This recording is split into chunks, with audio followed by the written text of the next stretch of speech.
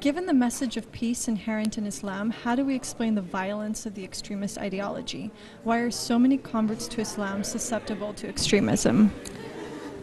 So the Prophet ﷺ himself spoke about extremist ideology, and he said that even though they fast, they pray, what they do is they misuse and abuse the Quran and the verses of the Quran. So the explanation for extremism is the abuse and manipulation of the scriptures. And number two, as to why converts become extremists, the vast majority of converts become good Muslims.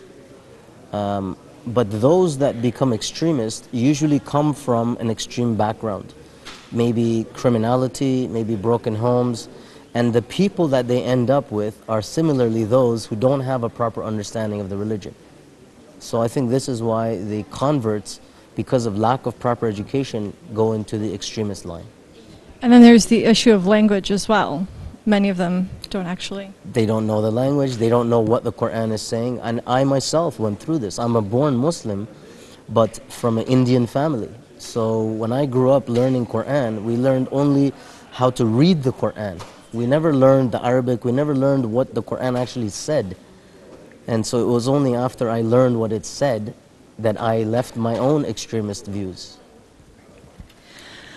Why do we see an increase in foreign fighters from Europe and Iraq and Syria as opposed to foreign fighters from other parts of the world?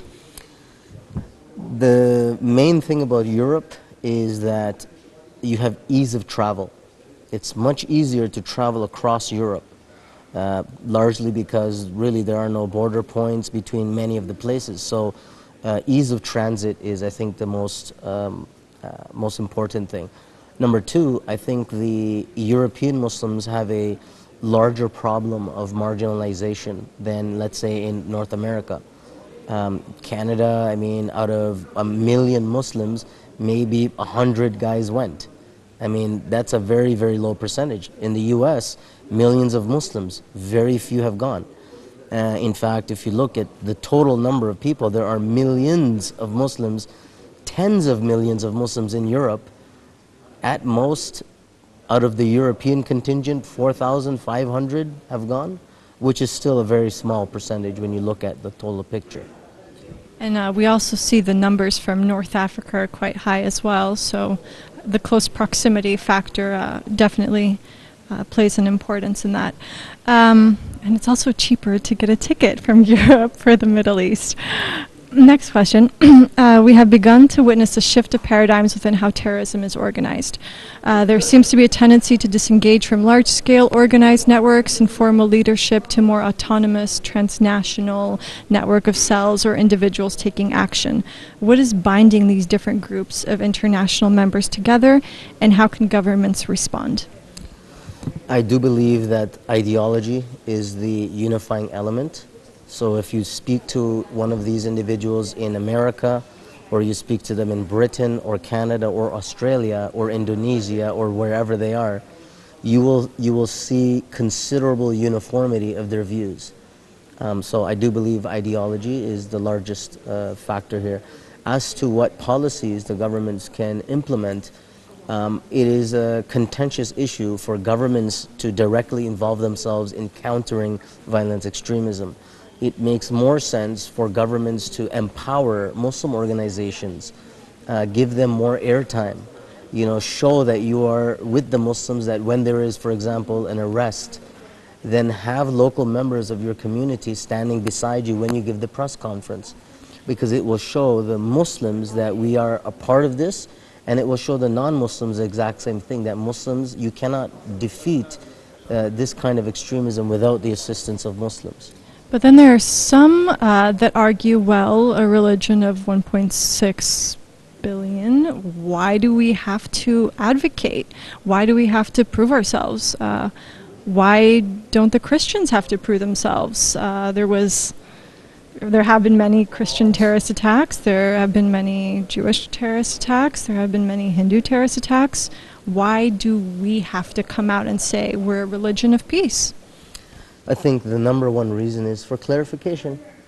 This is a period, this is a time of ignorance. Not only, I mean, ignorance is something that the Muslims are afflicted by and the non-Muslims are afflicted by. So it becomes our duty, it becomes our religious duty to educate the people that this is not Islam, and this is the true Islam, and to give the true Islam. So I accept this. I understand that. I mean, why would I have to answer for some extremists who are also, you know, doing what they're doing? Recently, there was an attack in Texas. You know, 2 individuals went and committed an attack. There are over 140,000 Muslims in Texas, but now they will all have to answer for those 2 individuals. So my tactic is that instead of being defensive, what we should do is take what the critics have to say and educate them and counter with education. And then just to go back to the idea of terrorism once being a more centralized network, and now it being just autonomous cells, and of course lone wolves. You know, anyone can carry a terrorist attack. They don't have to belong to a group. Where do you see this shift? Why did this happen? This happened largely because of military operations and intelligence operations against these organizations.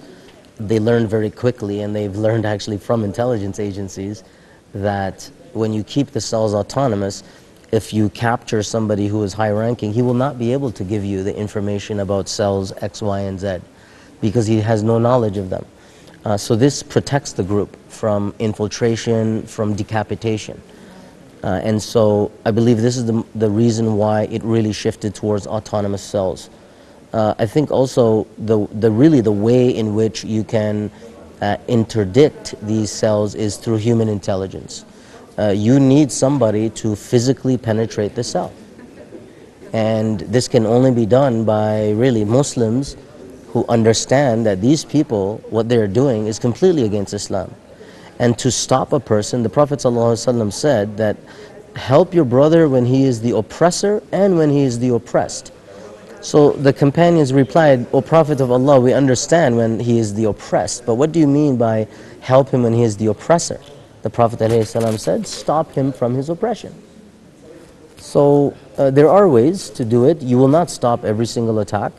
The British are looking at a term called spontaneous violent extremists, who, for unknown reasons at the time, decide to act. So you have 100 people who show all the signs that they're about to act, but only 2 or 3 of them will act. These sorts of things are very, very difficult to stop. Okay, thank you very much, Mubin. Most welcome.